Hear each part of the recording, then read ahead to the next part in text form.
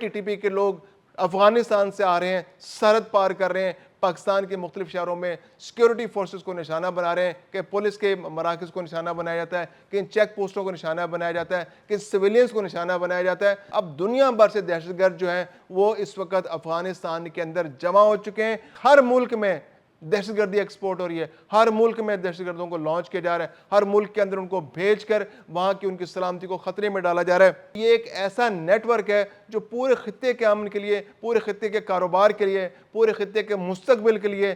بچوں کی صحت کے لیے سب کا سب خطرہ بن چکا ہے۔ السلام علیکم۔ افغانستان کی بگڑتی ہوئی صورتحال نے ایک بار پھر خطے کے ممالک کو تشویش میں مبتلا کر دیا ہے۔ تشویش تو ویسے کبھی بھی ختم نہیں ہوئی، جو خطے کے جتنے پڑوسی ممالک ہیں، خواہ وہ روس ہے، خواہ وہ پاکستان ہے، ایران ہے، چین ہے، ازبکستان ہے، تاجکستان ہے، ترکمانستان ہے، قازقستان ہے، ہر ملک افغانستان کی سیکیورٹی صورتحال سے پریشان ہے۔ اب روس نے آج آواز اٹھائی ہے کہ افغانستان کے اندر جو دہشت گرد موجود ہیں، جو 18,000 سے لے کر 23,000 تک جنگجو جو افغانستان کے اندر موجود ہیں، جو دنیا بھر سے جمع ہو گئے، کیونکہ افغانستان نے تو اپنی سرزمین دہشت گردوں کے لیے پیش کر رکھی ہے کہ دنیا بھر میں کہیں بھی کوئی دہشت گرد گروپ ہے، کوئی بھی ایسا گروپ ہے جو انسرجنسی میں مبتلا ہے، تو وہ آئے افغانستان کی سرزمین کو استعمال کرے، یہاں پر اپنے کیمپ بنائے، ٹریننگ کیمپ بنائے، یہاں پر لوگوں کی ذہن سازی کرے، خود کش حملہ کرنے کی ٹریننگ دے، ان کو اسلحہ چلانے کی ٹریننگ دے، ان کو بم اور راکٹ چلانے کی ٹریننگ دے، اور ان کو پھر واپس ان کے اپنے ملکوں میں لانچ کر کے وہاں دہشت گردی شروع کی جائے۔ اب دنیا بھر سے دہشت گرد جو ہیں وہ اس وقت افغانستان کے اندر جمع ہو چکے ہیں، اور یہ ایک ملک سے نہیں ہے، یہ دنیا بھر سے ہیں۔ یہ سینٹرل ایشیا سے بھی ہیں، یہ چائنا سے بھی ہیں، یہ شام سے بھی ہیں، یہ عرب سے بھی ہیں۔ دنیا بھر کے جتنے دہشت گرد گروپ ہیں ان کا مرکز اس وقت افغانستان ہے۔ ISIS یعنی داعش کا جو سب سے بڑا مرکز ہے وہ بھی افغانستان ہے۔ طالبان اور داعش کے درمیان جنگ جاری ہے۔ 3,000 سے زیادہ جنگجو جو ہیں وہ اس وقت داعش کے افغانستان کے اندر موجود ہیں، اور جو روس کے سلامتی کونسل کے سیکرٹری ہیں سرگئی شائگو، انہوں نے اس جانب نشاندہی کی ہے کہ اس وقت 18,000 سے 23,000 جنگجو جو ہیں وہ افغانستان کے اندر موجود ہیں، اور وہ پورے خطے کی سلامتی کو خطرے میں ڈالے ہوئے۔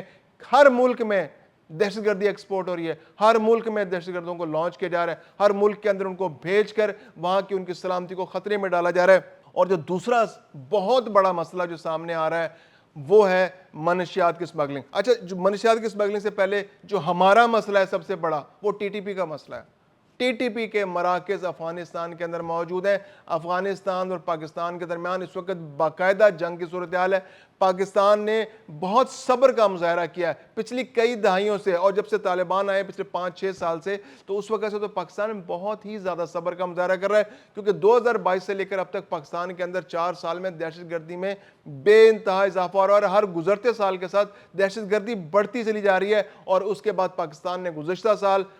افغانستان پر باقاعدہ حملے بھی کیے، باقاعدہ حملے لانچ کیے۔ اس سال کے آغاز میں بھی پاکستان نے افغانستان پر باقاعدہ حملے کیے، اور وہاں پر جو ان کے دہشت گردوں کے ٹھکانے تھے ان کو نشانہ بنایا۔ تو اب بھی افغانستان کے اندر وہ دہشت گرد، وہ ٹی ٹی پی کے عناصر اب بھی پنپ رہے ہیں، ان کو طالبان کی پشت پناہی حاصل ہے، جو طالبان کی حکومت ہے اس کی پوری پشت پناہی حاصل ہے، اور وہاں سے لانچ کیا جا رہا ہے ان کو۔ پاکستان کے اندر تشکیلیں بنتی ہے، اگر 10 لوگوں کی تشکیل ہوتی ہے تو 3 ٹی ٹی پی کے لوگ ہوتے ہیں، اور 7 افغانستان کے طالبان اس کے ساتھ آتے ہیں اور پاکستان کے اندر دہشت گردی کرتے ہیں۔ اس وقت بھی KPK کے اندر دہشت گردی کا سامنا ہے پاکستان کو۔ وہی افغان طالبان، وہی ٹی ٹی پی کے لوگ افغانستان سے آ رہے ہیں، سرحد پار کر رہے ہیں، پاکستان کے مختلف شہروں میں سیکیورٹی فورسز کو نشانہ بنا رہے ہیں، کہ پولیس کے مراکز کو نشانہ بنایا جاتا ہے، کہ ان چیک پوسٹوں کو نشانہ بنایا جاتا ہے، کہ سویلینز کو نشانہ بنایا جاتا ہے۔ تو پاکستان کے اندر جو دہشت گردی کی لہر ہے وہ افغانستان کے طالبان کی ان ناکام پالیسیوں کی وجہ سے ہے، کہ دنیا بھر کے دہشت گرد افغانستان میں جمع ہو گئے،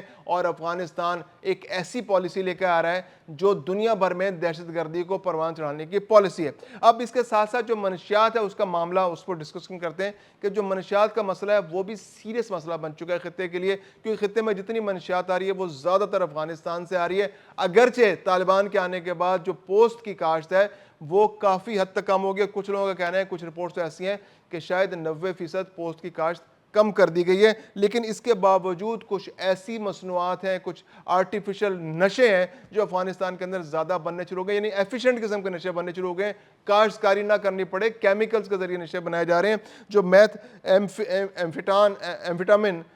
ایمفیٹامن کے نام سے ایک نشہ ہے جو افغانستان کے اندر بڑھ رہا ہے، اور اس کی جو ہے ایکسپورٹ میں اضافہ ہو گیا ہے اس وقت، جو دنیا بھر میں اس وقت جو افغانستان کی اگر بات کی جائے تو صرف افغانستان جس کی آبادی جو ہے کروڑوں پر مشتمل ہے، اس میں 40 لاکھ لوگ جو ہیں اس وقت اس کاروبار سے وابستہ ہیں، یعنی وہ پوسٹ اگا رہے ہیں، اس کو پروسیس کر رہے ہیں، اس سے نشہ بنا رہے ہیں، اس کو ایکسپورٹ کر رہے ہیں، اس کو دنیا بھر میں جگہ جگہ پہنچا رہے ہیں۔ تو یہ ایک ایسا نیٹ ورک ہے، یہ پورے کا پورا 40 لاکھ یعنی 4 ملین لوگ افغانستان کے وہ اس نیٹ ورک کا حصہ ہیں، اور وہ جہاں جاتے ہیں، جس طرح جاتے ہیں، وہ جس ملک میں جاتے ہیں وہاں خرابی پیدا کرتے ہیں۔ جیسے افغانستان کے جب لوگ وہاں پر حالات خراب ہوئے تو پاکستان کے اندر آ کر بس گئے، اب وہ لوگ جو منشیات کے کاروبار سے وابستہ ہیں تو ان کو تو منشیات کا کاروبار کرنا آتا ہے نا، وہ اور کوئی کام کر ہی نہیں سکتے، وہ پاکستان کے اندر آئے اور انہوں نے پاکستان کے اندر حالات خراب کیے، پاکستان کے اندر